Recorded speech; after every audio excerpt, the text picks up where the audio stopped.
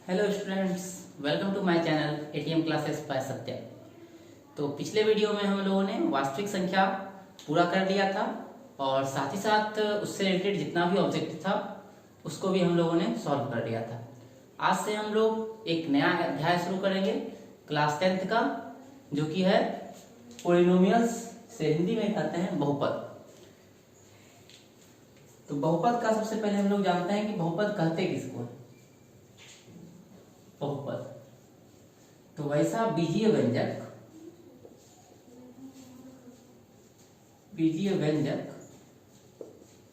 इसका घात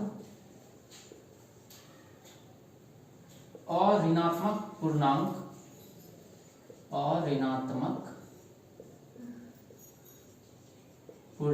हो, उसे हम लोग बहुपद कहते हैं। मतलब कि पॉलिनोमियल क्या हो गया, तो वैसा अलजेब्रिक एक्सप्रेशन जिसका कि डिग्री जो है, डिग्री नॉन निगेटिव इंटीजर्स, या इसको हम लोग कह सकते हैं कि नेचुरल नंबर। जैसे एग्जांपल हम लोग लेते हैं x² या x + y + 3, ये भी बहुपद है, या xy + y³ + 7, ये भी बहुपद है। इसमें देखते हैं इसका घात 2 है, इसलिए बहुपद है। इसका घात क्या है, तो 1 है। इसमें से घात कितना है, तो 3 है। घात का मतलब क्या होता है कि जो एक्सप्रेशन दिया हुआ है बीजीय व्यंजक, उसमें जो सबसे ज्यादा पावर वाला जो होता है उसी को हम लोग कहते हैं घात। जैसे इसमें 2 था, इसमें इस पे पावर x पावर 1 है, y पावर 1 है, घात 1 हो गया। इसमें x और y दोनों मिला के पावर हो गया 2, इस पावर हो गया 3, इसलिए घात इसका कितना हो गया, तो 3 हो गया। इसी तरह से हम लोग और भी ले सकते हैं x³ + x, इसका घात कितना हो गया, तो 3 हो गया। ये सब तो क्या थे, बहुपद थे। अब कुछ ऐसे भी है जो कि बहुपद नहीं है, उसका एग्जांपल हम लोग देखते हैं। जैसे कि हम लोग लिखे x + 1/x, तो ये जो है वो बहुपद नहीं है, ठीक है। उसी तरह से हम लोग अगर लिखे x पे पावर -2, तो ये भी बहुपद नहीं होगा, क्योंकि पावर क्या हो गया, तो ऋणात्मक हो गया। निगेटिव में पावर कभी नहीं होना चाहिए। या अगर हम लोग लिखते हैं x पे पावर 2 + y पे पावर 3 + √x + 5, तो ये भी बहुपद नहीं है, क्योंकि यहाँ जो x पावर हो गया, रूट का मतलब होता है वर्गमूल और उसका मतलब होता है पावर 1/2। तो इस पे हम लोग देखते हैं कि पावर 1/2 हो गया, तो वो पूर्णांक तो है ही नहीं, तो इसलिए ये भी क्या हो गया, बहुपद नहीं होगा, ठीक है। तो इसमें क्या होगा, ये सारा टर्म जो है, जो हम लोग नीचे लिखे हैं, वो बहुपद नहीं है, और जो रेस्ट टर्म है ये बहुपद है। ये तो हुआ बहुपद। अब हम लोग बहुपद का कुछ प्रकार के बारे में जानेंगे। तो इसका आप लोग स्क्रीनशॉट ले लीजिए। तो अब हम लोग बहुपद के प्रकार के बारे में चर्चा करेंगे। तो बहुपद का जो है देखते हैं, सबसे पहले एक आएगा रैखिक बहुपद, ठीक है, बहुपद। दूसरा हो जाएगा द्विघाती बहुपद, और तीसरा हो जाएगा त्रिघाती बहुपद, ठीक है। तो इसके आगे भी हम लोग लिख सकते हैं चतुर्घाती, पंचघाती या बहुपद, ठीक है। तो ये रैखिक बहुपद का घात कितना होता है, तो इसका घात होता है 1, ठीक है। द्विघाती बहुपद का घात क्या होता है, तो 2 होता है, और त्रिघाती बहुपद का घात 3 होता है, ठीक है। अब यहाँ पे जैसे हम लोग बोल रहे हैं घात, तो घात क्या होता है, पिछले कक्षा में आप लोगों ने पढ़ा होगा कि घात का मतलब होता है, जैसे अगर कोई टर्म लिखते हैं x² + 2 x + 1, तो इसका घात जो है वो 2 होगा, क्योंकि जो वेरिएबल है x y z, उसके पर जो पावर होता है वही घात होता है, ठीक है, जो ज्यादा वाला होता है। जैसे कि हम लोग लिखे x³ + x पावर 5 + 3, तो इसका घात जो हो जाएगा 5 हो जाएगा। तो ये हो गया घात, ठीक है। तो रैखिक बहुपद, द्विघाती बहुपद और त्रिघाती बहुपद हम लोग सीख लिए। अब हम लोग जानते हैं बहुपद का मान, ठीक है, बहुपद का मान। बहुपद का मान का मतलब क्या होता है, जैसे कि अगर हम लोग को कोई बहुपद दिया हुआ है पी एक्स, जनरली बहुपद को हम लोग पी एक्स से लिखते हैं, ठीक है। पी एक्स का मतलब क्या होता है वो भी मैं अभी आपको समझाता हूँ। इसे लिखते हैं एक्स प्लस 5, ये हो गया पी एक्स। पी मतलब होता है पॉलिनोमियल, जो कि बहुपद का क्या है, इंग्लिश है, और एक्स का मतलब हो गया कि एक्स में ये पॉलिनोमियल है, ठीक है। या ऐसे हम लिख सकते हैं पी वाई, वाई प्लस 3, ठीक है, या वाई माइनस 3, ठीक है। तो ये तो हुआ बहुपद को हम लोग लिखे। हमको निकालना है बहुपद का मान। तो बहुपद का मान का मतलब होता है कि अगर हम लोग को निकालना है पी ए, ठीक है, तो जहां जहां एक्स होगा वहां वहां हम लोग को ए रख देना। तो यहाँ हो जाएगा ए प्लस 5।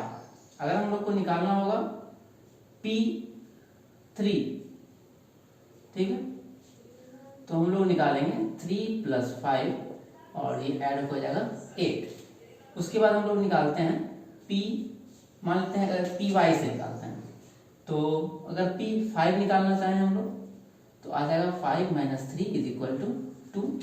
उसी तरह से मानते हैं हम लोग पी 3 निकालते हैं तो आ जाएगा 3 माइनस 3 बराबर 0, ठीक है।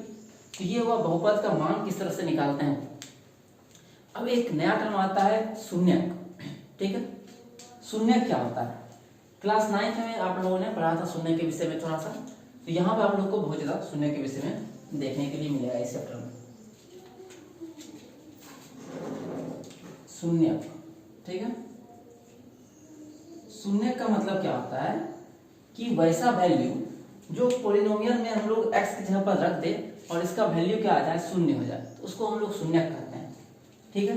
जैसे कि हम लोग देखते हैं कि यहाँ पर x है, ठीक है, तो x की जगह पर हम लोग क्या पुट कर दें कि आंसर जो है हम लोग का 0 आ जाए।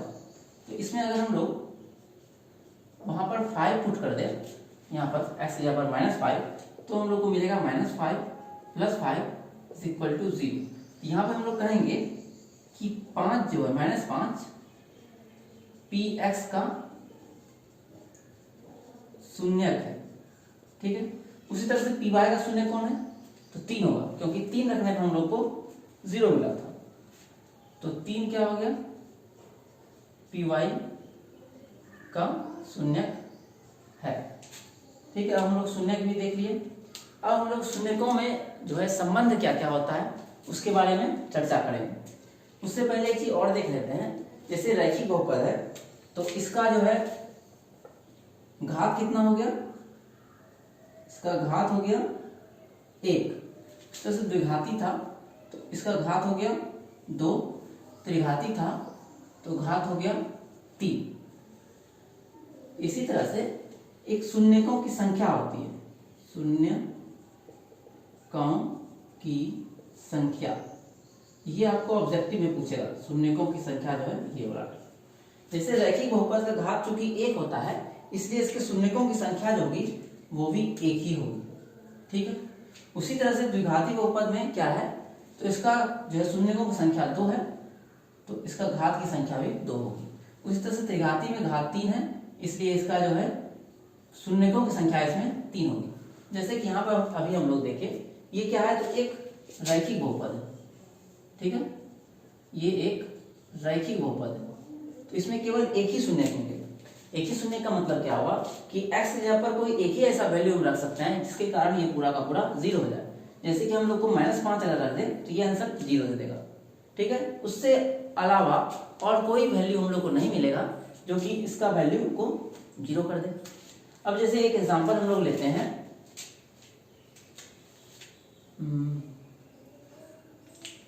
पी एक्स बराबर x² -1। तो एक बार हम लोग रखते हैं x की जगह पर 1, p1, तो p1 क्या हो जाएगा 1 का स्क्वायर -1, और 1 का स्क्वायर क्या होता है, तो 1 ही होता है, तो 1 - 1 = 0। तो यहाँ पे चूंकि p1 क्या हो गया 0 आया, इसीलिए 1 जो है वो px का शून्य हो जाएगा। उसी तरह से अगर हम लोग एक बार निकालते हैं p - 1, तो -1 का स्क्वायर -1 का स्क्वायर क्या होता है, तो +1 मिलता है, ठीक है, और फिर -1 = 0। तो तो हम लोग क्या देखते हैं कि x की जगह पर हम लोग को ऐसा दो वैल्यू मिला जिसके कारण इसका वैल्यू जो है 0 हो गया। और ये जो बहुपद था हम लोग का दिया हुआ, ये क्या था, तो द्विघात बहुपद है। यहाँ आप लोग को दिख रहा होगा घात 2 है, इसलिए इसमें दो वैल्यू ऐसा मिला जो कि इसको 0 किया। इसीलिए द्विघात बहुपद का शून्यकों की संख्या 2 होती है, त्रिघात की 3 होती है। अब यहाँ पर जो है एक आता है n घात का, ठीक है। जब n घात होता है तो उसकी शून्यकों की संख्या जो है वो n होती है। ये एग्जाम में पूछा जाता है कि एक बहुपद है जिसका घात n है, तो उसके शून्यकों की संख्या कितनी होगी, उसके शून्यकों की संख्या जो है n होगी, जितना घात उतना शून्य। तो स्क्रीनशॉट आप लोग ले लीजिए। अब हम लोग देखेंगे रैखिक बहुपद के शून्यकों और उनके गुणांकों के बीच संबंध क्या होता है। सबसे पहले हम लोग इसका व्यापक रूप देखेंगे कि रैखिक बहुपद का व्यापक रूप क्या है, ठीक है। ये भी एग्जाम में पूछा जाता है कि रैखिक बहुपद का व्यापक रूप क्या होता है। इसका व्यापक रूप होता है ax प्लस b, जहां पर a जो है नॉट इक्वल टू 0 है और a b दोनों जो है अचर है, ठीक है। a और b जो है ये कांस्टेंट है, ठीक है, अच्छा। ये याद रखना है आप लोग को कि इसका व्यापक रूप जो होता है वो ax प्लस b होता है। अब इसका शून्यांक की संख्या कितना होगी, तो 1 होगी। इसका शून्यक जो है शून्यकों की संख्या इसमें 1 होगा, क्योंकि इसका घात 1 है इसलिए शून्यक भी 1 होगा। तो मान लेते हैं इसका शून्यक जो है अल्फा, ठीक है। तो अल्फा अगर इसका शून्यक है तो हम लोग को क्या मिलेगा, हम लोग जानते हैं, अगर ये मान लेते हैं px बराबर ax प्लस b है, ठीक है। इसको हम लोग मान लिए px के बराबर है।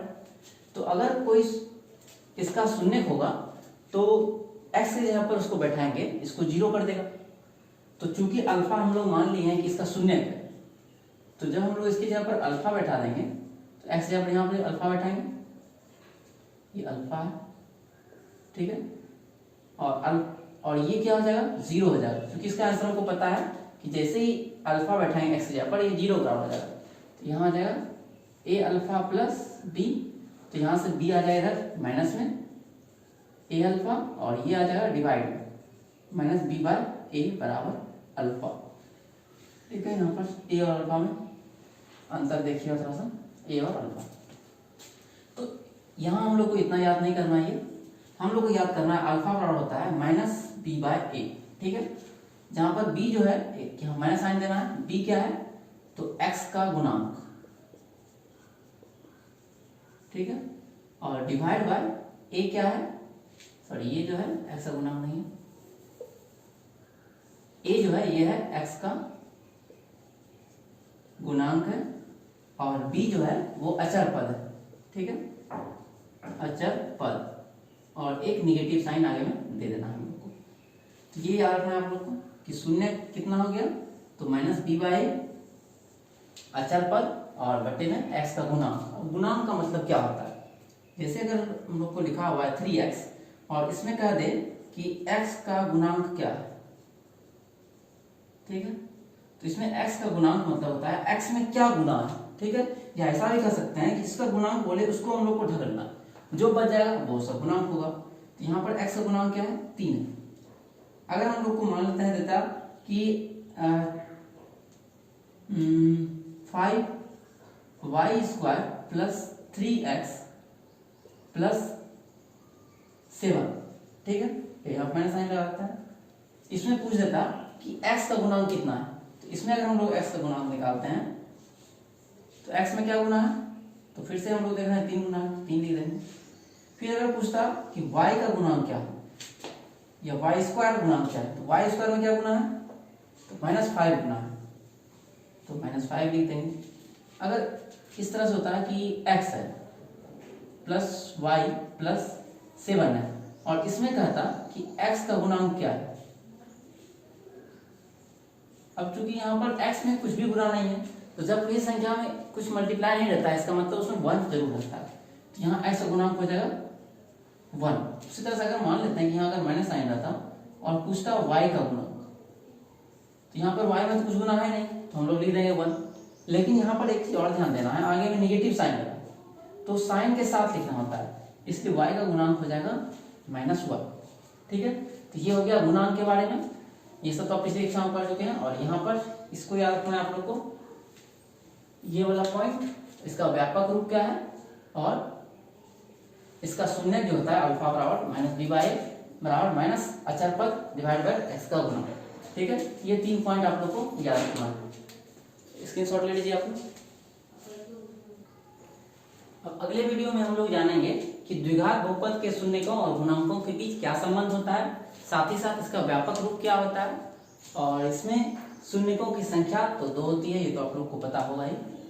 तो और आगे जो भी इसका संबंध होता है उसके विषय में जानेंगे। साथ ही साथ त्रिघात बहुपद का कितना शून्यक होता है, उसका व्यापक रूप क्या होता है, और उसके शून्यकों के बीच संबंध भी हम लोग अगले वीडियो में जानेंगे।